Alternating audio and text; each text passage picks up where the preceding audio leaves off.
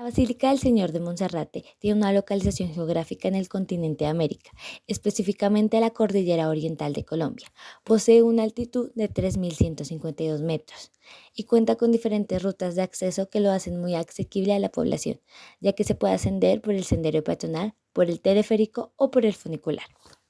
Levantar la mirada desde cualquier punto de la ciudad es imposible no toparse con aquel cerro de Monserrate que vigila Bogotá, ya que llama la atención sus cerros que circundaban la llanura y que finalmente fue terminada en 1657 con la ayuda de los santafereños y que años más tarde albergaría su ilustre huésped, el señor Caído de Monserrate, obra del maestro santafereño Pedro de Lugo Albarracín, quien no solo logró una hermosa imagen del valor artístico, sino que también logró reunir la fe religiosa de la ciudad.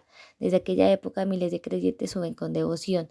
Turistas, deportistas o curiosos llegan al santuario a pie, por el medio del funicular y por el medio del teleférico.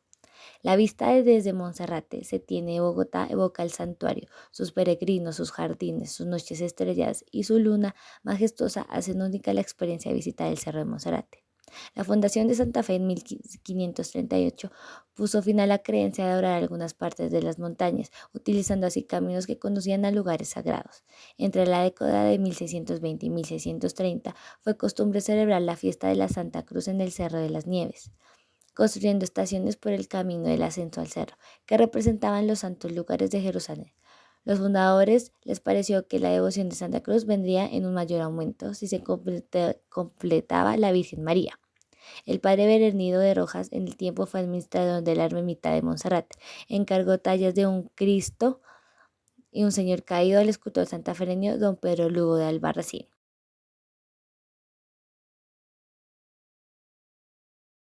Cuando en nuestros aspectos naturales, en 1992 fue creado el Parque Corredor Ecológico, que adopta el Plan de Ordenamiento Físico del Sistema Orográfico, con el fin de conformar un área de preservación ambiental en el borde de la ciudad, sobre un espacio rural de cerros orientales y surorientales. Si bien el Cerro de Monserrate ha perdido la mayor parte de fauna y flora nativa a causa de la deforestación de incendios forestales e introducción de especies exóticas, es posible aún encontrar ecosistemas de bosque andino con mamíferos pequeños y cerca de 58 especies de aves. Asimismo, sobresale un escenario ideal para la práctica del deporte, debido a su entorno natural. Mm, En cuanto a nuestra gastronomía, vemos que aquí en Colombia es uno de los atractivos más potentes eh, para nuestros turistas. Es por eso que Monserrate cuenta con la Casa San Isidro, Monserrate Parrilla y Casa Santa Clara, la cual atiende de lunes a sábado en los horarios de 12 del mediodía hasta 10 de la noche. Por otro lado, también encontramos diferentes medios de transporte para subir. Entre ellos está el teleférico que empezó su construcción el 13 de agosto de 1957 y fue inaugurado el 27 de septiembre de 1955. Con sus grandes ventanales en todos los costados ofrece una importante vista del cerro que consta con una hermosa panorámica de la ciudad. La vegetación tupida de los altos árboles que sobrepasan pues la copa y es una sensación de contacto directo entre la tierra y el cielo. En cuanto a nuestra iluminación de noche se ve muy claramente todo el contexto de este medio de transporte. También encontramos nuestro funicular que desde octubre de 1926 se empezó a construir en Monserrate y mantuvo a miles de cachacos boquiabiertos, pendientes durante casi 3 años de los desarrollos de esta obra. Ellos serían el futuro de los pasajeros de la segunda clase. Y así otros bogotanos podrían ingresar ya a disfrutar de. El recorrido inicia con un mapa general que describe algunas de las características sobre el recorrido. En un principio sobre la longitud del camino, que es de 2 kilómetros, y el cambio de altitud, que es de los 2.689 metros sobre el nivel del mar hasta los 3.152 metros sobre el nivel del mar. Se logran apreciar dentro del mapa partes importantes del recorrido como la estación de monitoreo ambiental cerca al punto de avistamiento de aves y el falso túnel, uno de los puntos más característicos de este recorrido, al menos a nivel nacional. Y por último se ve el cerro o el santuario de Monserrate. A lo largo del recorrido también se logran apreciar diferentes paradas o puntos estratégicos que básicamente son una forma de dividir todo el camino. No quiere decir que específicamente esté diseñado para ser así, sino que hay ciertas cosas que caracterizan a cada parte. Son letreros de madera un poco viejos, pero que cumplen con su función, que es la de informar a la gente en qué punto del camino está, lo cual puede guiar a la persona si está muy cansada para detenerse o si aún tiene algún objetivo puntual a seguir. Cada punto del recorrido tiene un nombre específico, a veces por su historia, a veces por lo que es, y cierra con esta última, que es en el santuario de Monserrate.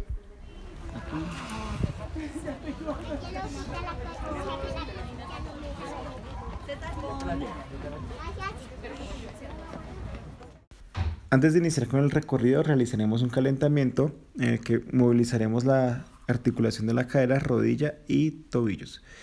En primer lugar, haremos flexión, extensión y abducción de cadera. El primero para realizar el calentamiento de la musculatura del psoas ilíaco, el segundo para la musculatura del glúteo, como se ve en este momento, y después para la musculatura del glúteo medio y estimulación del aductor. Esto para que la cadera no tenga mayor inconvenientes a la hora de la subida hacia el cerro. Seguimos con la articulación de la rodilla, cuyo principal propósito es calentar el cuádriceps y los isquiotibiales. Hacemos flexo, extensión de la articulación, tanto desde un plano frontal como posterior, que nos permita calentar ambos músculos y movilizar el líquido sinovial dentro de la rodilla. Una vez terminamos con estos calentamientos, pasamos a una ligera rotación de la columna, la cual se asistirá por medio del bastón de trekking, lo cual facilitará la activación del core.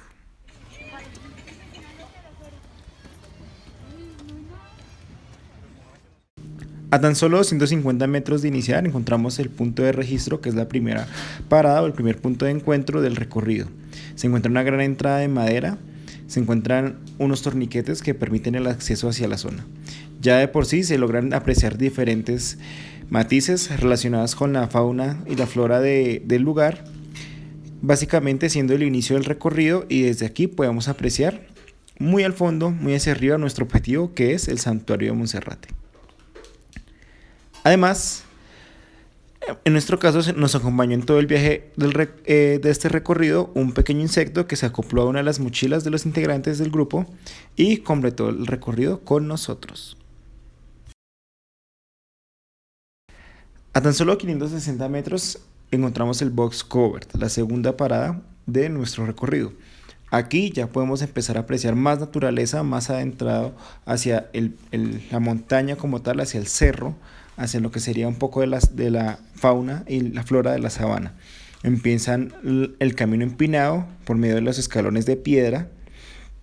También se logra apreciar ya la zona rocosa y montañosa de la zona, con la naturaleza asociada al mismo punto. Ya también algunos letreros que explican la historia de Monserrate, y ya sin recorrer mucho y sin ir hasta lo más alto, se logra apreciar una gran vista de la ciudad de Bogotá. De los 750 metros al primer kilómetro del recorrido encontramos la zona del Caracol, denominada así por su forma, pues la inclinación es ligeramente mayor a la convencional del recorrido, y además la forma del recorrido es muy curva, hay muchos giros y por ende su nombre. En esta zona se sigue viendo la gran vista de Bogotá, y poco a poco se van viendo los primeros vendedores ambulantes que venden tanto productos nacionales de empresas propiamente dichas, como productos que ellos mismos fabrican de caracterización local. Llegando al primer kilómetro del recorrido y a la vez a la mitad del mismo, estamos saliendo del Caracol, del punto más complejo del recorrido. Además, se logran apreciar los primeros negocios locales donde venden productos muy caseros o muy características de la región, como por ejemplo las salchiras, las rosquitas, la chicha, el masato, también algunos productos más conocidos como lo que sería el salpicón, y algunas imágenes como estas que son de la historia de Bogotá. Y asimismo se logran apreciar zonas más rocosas con flora, puntualmente de roca montañosa. A 1250 metros encontramos la estación ambiental y asimismo el punto de observación de aves. Lamentablemente para cuando fuimos el punto estaba cerrado. Pero este básicamente es el punto idóneo para realizar un avistamiento de aves por medio de binoculares, fotografía, etcétera. Sin embargo, lo que sí se puede apreciar es mayor densidad de naturaleza, no solo a nivel de la roca montañosa, sino que de la flora como tal de este tipo de ambiente y del páramo de la sabana.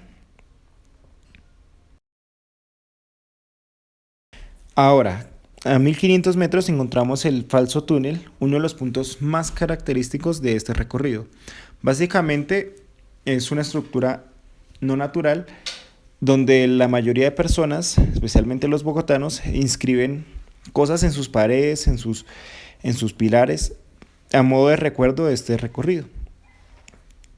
Saliendo del mismo, encontramos ya una estrella hecha de acero, que también tiene simbología relacionada con la historia de Monserrate y simbología religiosa. De hecho, a 1700 metros encontramos el mirador, justo debajo de esta estrella. Aquí es donde se aprecian las mejores vistas de la ciudad, pero también es cuando ya disminuye la dificultad del ascenso. Ya llegamos a una zona llana donde la naturaleza es aquella que básicamente sobresale en este recorrido. Esa es la zona más tranquila del recorrido, se aprecia mucha naturaleza, se aprecia una gran iluminación, al menos en nuestro caso que fue un día soleado, se logró disfrutar del recorrido y no hubo mayor inconveniente. Para este punto del recorrido, si la persona no es entrenada, se les recomienda descansar o caminar de forma pacífica o tranquila, sin correr, sin trotar. Esta zona del recorrido son aproximadamente 150 metros de recorrido llano, donde no hay mayor inclinación y por ende la exigencia va a disminuir. Sin embargo, si se trata de un deportista de alto rendimiento, se recomienda realizar un pequeño trote o corrida que le permita mantener un ritmo elevado. Eso ya depende del usuario. Sin embargo, para fines ecoturísticos es mejor disfrutar de la naturaleza, realizar una caminata tranquila y además conocer los pequeños negocios ambulantes de artesanías que hay, aunque el mayor atractivo se encuentra más adelante. Tras pasar los 2 kilómetros de recorrido, ya estamos llegando al penúltimo punto del camino, ya denominado el portal. Pues lo que se encuentra es una gran entrada que da básicamente la apertura hacia el santuario de Monserrate. Es un recorrido ya bastante cercado, con bastante intervención humana, pero sin embargo aún se logra apreciar un poco de la naturaleza que queda de este gran camino hacia el santuario de Monserrate.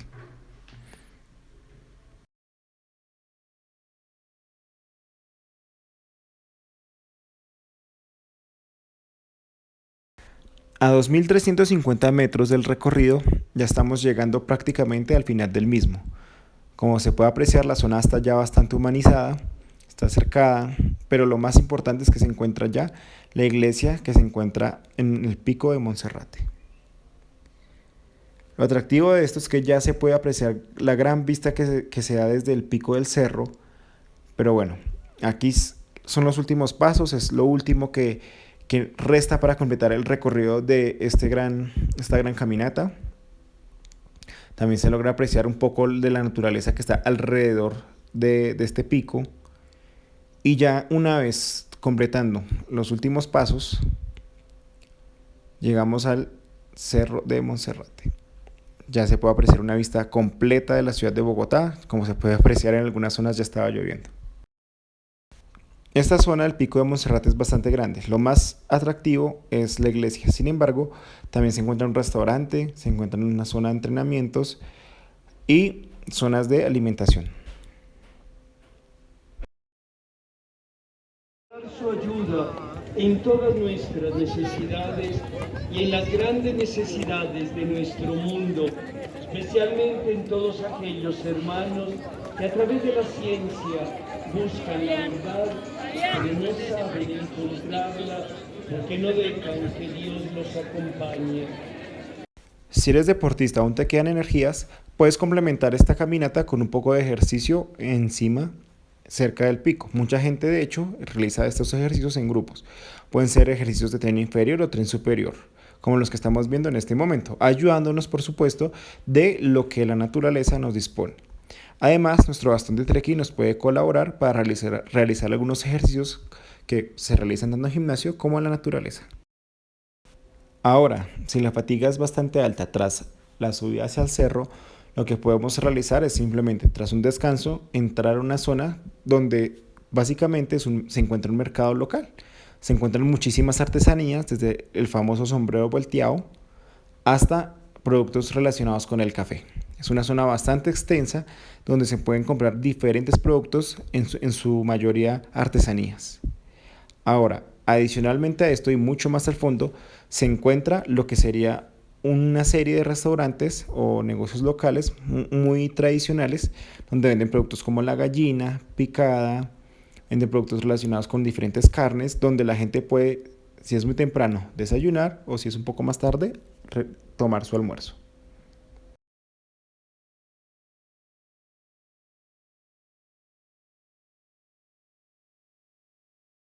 Para devolvernos hacia la ciudad de Bogotá, muchas personas lo que hacen es bajar a pie.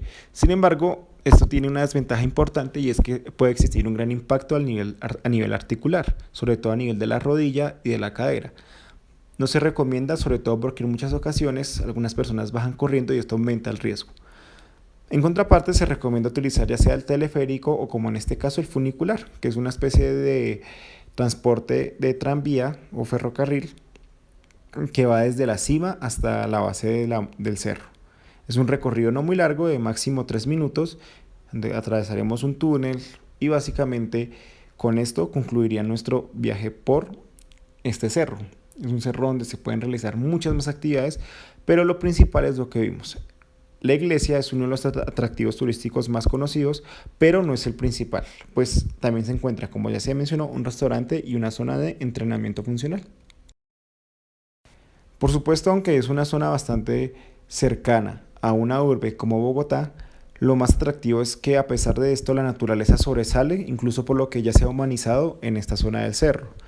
De hecho, se alcanzan a ver estas especies tan difíciles de ver en la sabana cerca de la ciudad como esta abeja. Es una zona ya bastante urbanizada, pero gracias a esto también se puede apreciar una gran vista de la ciudad. Aún así, se encuentran también muchos letreros que marcan no solo las características de Monserrate, sino también la forma en la que se cuida de este cerro, de las medidas que se deben tomar, de las diferentes estrategias o planificaciones que hace la ciudad para cuidar este lugar y también para proteger a los que van a visitar este cerro. Adicionalmente, vemos algunas cosas muy locales, como por ejemplo estas imágenes que reflejan un poco de la historia desde las experiencias de los ciudadanos del propio cerro, hablando desde las experiencias, desde la cultura y desde la vida de cada una de las personas que ha estado acá.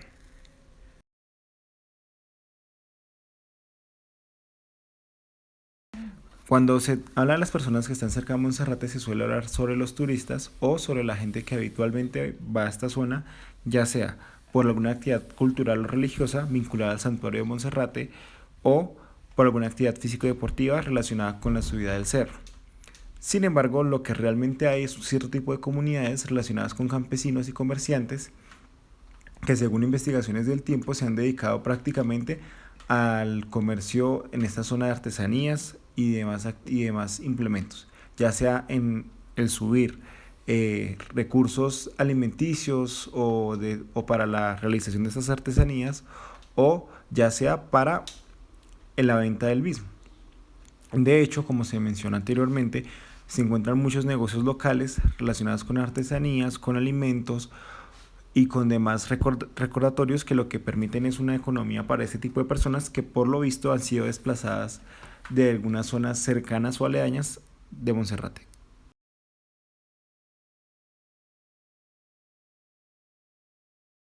Respecto a los criterios y evaluación de riesgo de las actividades planificadas para realizar en el Cerro de Monserrate, tenemos que tener en cuenta básicamente 4 actividades. En primer lugar, la gran caminata, de los cuales los riesgos asociados son no más las caídas, los derrumbes y caídas de piedras.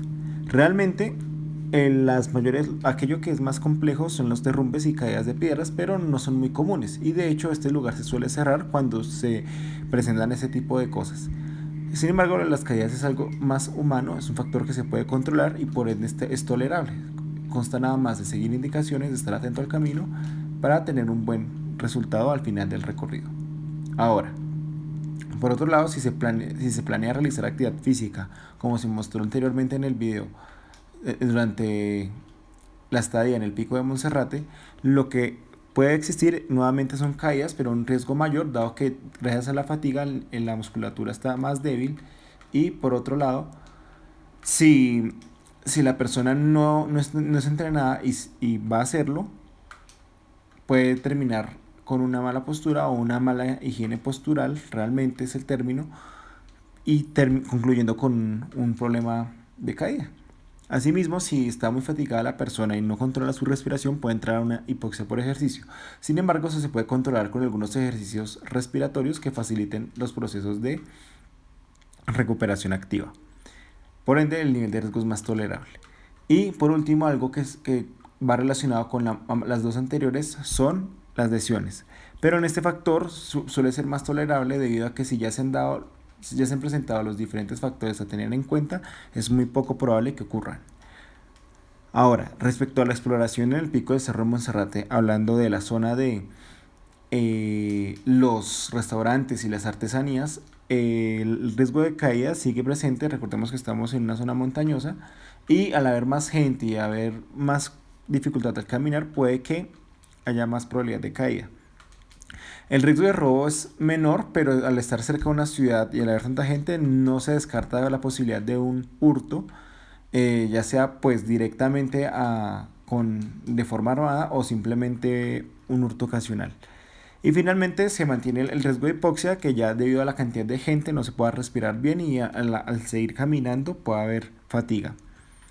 Y finalmente el descenso por teleférico o funicular, existe el riesgo de caída por parte de la persona si no respeta las medidas que las propias instalaciones tienen, o una falla mecánica del propio transporte. Sin embargo, cabe aclarar que esto es muy poco probable. De ahí el riesgo tolerable. Para el uso de la técnica Alpha 247 de trekking vinculada al uso de un bastón de trekking, solamente hay ciertos inconvenientes en su uso en el Cerro de Monserrate. En primer lugar, que no hay muchas zonas para utilizarlo, pues la mayoría del recorrido es escalonado. Por ende, solo se puede utilizar al inicio y al final del recorrido. Ahora, en este momento vemos a Natalia utilizando el bastón. Como se puede ver, este bastón es ligeramente más alto para su talla, pero puede implementar la técnica de forma adecuada con la inclinación del bastón y con el bombeo de la mano, que es básicamente la característica principal de este tipo de técnica. Ahora, en este caso, para mí, es decir, para Daniel, la altura del bastón es adecuada y por ende es más cómodo utilizarla. Solo se puede utilizar en zonas llanas o al menos con una inclinación leve y que no estén tan escalonadas. De hecho, al final de este pequeño clip se logra apreciar que en la zona escalonada se utiliza, pero no con la técnica adecuada. Se pierde ligeramente de inclinación, pero no quita el hecho de que se pueda utilizar. En nuestro caso solo pudimos utilizar un bastón, pues era lo único que se disponía para realizar la técnica.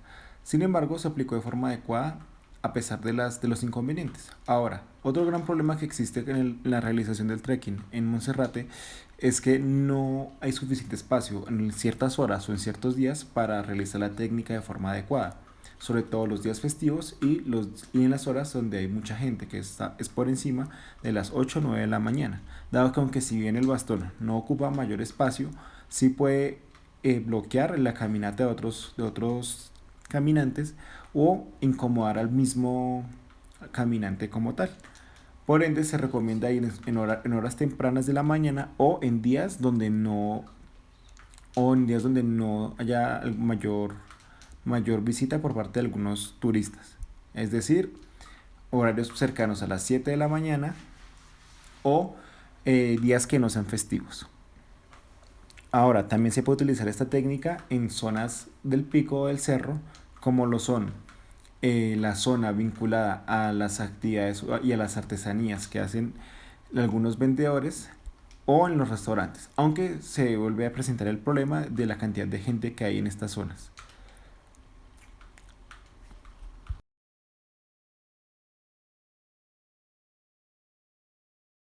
En lo personal, yo ya he ido a Monserrate varias veces, aunque nunca lo había hecho con una práctica, como una práctica ecoturística, pues en primer lugar reconozco que es una zona cercana a la ciudad, pero por otro lado siempre había ido con fines físico-deportivos, con marcas de tiempo para subir lo más rápido posible y ese tipo de actividades. Sin embargo, el ir a Monserrate aun con una perspectiva diferente, asociada a una vista más ecológica, más como al cuidado del medio ambiente, al reconocer lo que hay cerca a la ciudad, cambia en gran medida la manera en la que se realiza la travesía. Realmente no muchas veces se valora sobre todo ese pequeño valor que hay cerca a la ciudad, que está cerca a la ciudad, este cerro, y que es de fácil acceso, no tiene ningún costo y que además es seguro, al menos hoy en día, gracias a la constante rotación que hace la Policía Nacional en la zona. Ahora, ¿qué queda por decir del uso del trekking? Que realmente ayuda muchísimo en las zonas llanas, sobre todo tras la fatiga de las zonas escalonadas. Si bien en algunos puntos es incómodo, lo cierto es que sí ayuda bastante a nivel de apoyo y por ende facilita demasiado el trayecto de, de este camino, de esta subida al Cerro de Monserrate. El avistamiento de fauna no es tan fácil de lograr, no es que haya mucho, sobre todo lo que se ve son insectos o que ya son muy conocidos o algunas aves, pero también son de difícil vista, pero aún así no quiere decir que la flora resalte la naturaleza de la sabana o de la montaña que hay cerca a los alrededores de la ciudad. Obviamente lo más atractivo para mí es la vista hacia la ciudad, que se vea toda la ciudad. Además que es muy chévere porque hasta se ve cuando está lloviendo, cuando hay cierto tipo de eventos.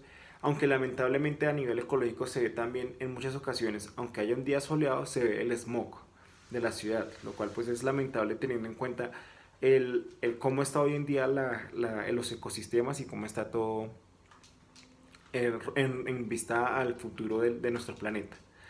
Para finalizar, recomiendo realizar este tipo de actividades con mayor planificación. El trekking es una gran oportunidad para subir a Monserrate sin ninguna complicación. También recomiendo no realizar este tipo de actividades si se tiene alguna lesión osteomuscular en tren inferior, si sufrimos de alguna agresión cardiorrespiratoria, aunque eso no quiere decir que no podamos hacer algo turístico, más no ecoturístico, en la zona. Pues ya para subir tocará utilizar los medios de transporte como el teleférico o el funicular, pero eso le quitaría el valor agregado de conocer la naturaleza de Monserrate.